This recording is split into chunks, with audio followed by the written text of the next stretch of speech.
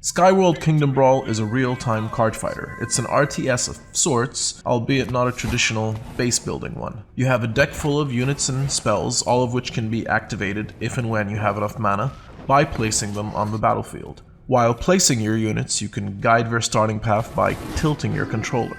Once placed, however, you cannot control your units or influence their actions. Skyworld Kingdom Brawl is not turn-based, so as soon as the battle begins, you'll both frantically be plopping cards down on the battlefield and watch as they spring to life. Units can be single fighters like the Knight, who's essentially sort of a hero unit, or little squads of soldiers. Once placed on the battlefield, your troops will march along, engaging with any enemies in their path or close enough to fight. If you cast a spell, you get to aim it anywhere you want on the battlefield, aiding your units or hindering your opponents. You each have a castle, confusingly referred to as a general. This is an apparent leftover from the original Skyworld, in which the battles occurred between generals, and of which you could have several. So you have your castle, and you have 2 towers. The final aim is to destroy the other general, but the towers act like buffers which most of your units will try to demolish before heading towards the general.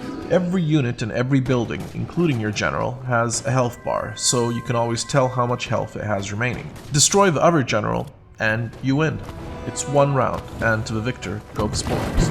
Your deck is made up of 8 slots. Each slot can contain a unit card or a spell card, and each costs a certain amount of mana to activate. Some, like the Humble Swordsman, cost a measly 2 points of mana, while the dragons cost 6 points of mana each. Mana regenerates at a steady pace, but when you're under attack, you're not always going to want to wait for the heavy hitters. There's a reason wars require cannon fodder, and your swordsmen are often just that. You also have access to 8 modifiers that you can apply to cards in your deck. These modifiers provide various advantages, but invariably reduce the health of any units to which they're attached. There's a balance of power, much like you'd find in a regular rock, paper, scissors RTS. Hero units are generally powerful against squads, flying units are powerful against ground targets, and archers are good against flying units. The battle arenas, of which there are 20, but the differences are mostly decorative, also contain control points, placed midway between both generals. When controlled, by having troops march across them, they launch air balloons that target your enemy. These can yield a substantial advantage when appropriately leveraged. There are 2 in-game currencies, Sky Points, which you can use to purchase in-game avatars, and Gold,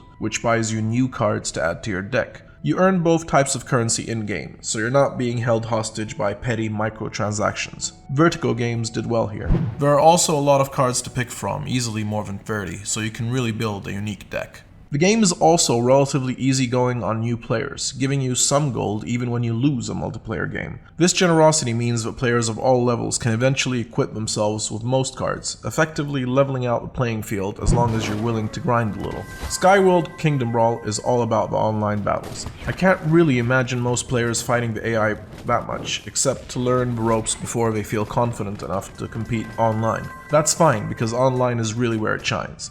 You can join one of 2 clans and compete in regular online tournaments. As an individual player, you're rated on the global leaderboard, but you're also rated within your clan. This system makes it easy to see how much you've contributed to your clan's overall score. These are both great motivators for competitive gamers. Online battles last 5 minutes each, but can go into overtime if nobody's managed to secure a clear victory. If nobody wins during overtime, victory goes to the player with the most health remaining. The graphics in Skyworld Kingdom Brawl are above average for the quest, but not mind-blowing. Units are not very recognizable at a distance, but you can always move closer to them to take a better look. It's fun to hurl spells at your enemy's units and watch them burn, freeze, or get struck by lightning. It's a blast when you've grown familiar enough with unit types to know precisely how to counter your enemy. Seeing your enemy's castle, or general, blow up after your units have pummeled them is also very satisfying. Unlike games like Racket and X, both players are silent, and you can only really communicate with your virtual hands. Although this limits online interactions, it also eliminates some of the immaturity often found when playing online. My opponents and I interacted by waving hello to each other at the start of each battle, and then maybe giving a thumbs up when victorious to signal a game well played. There's not much of a soundtrack, with a predictably medieval theme playing softly at the menu screen, and nothing but sound effects and voice prompts when you're actually in battle. Skyworld Kingdom Brawl is a fun game that has managed to get past its initial troubled release.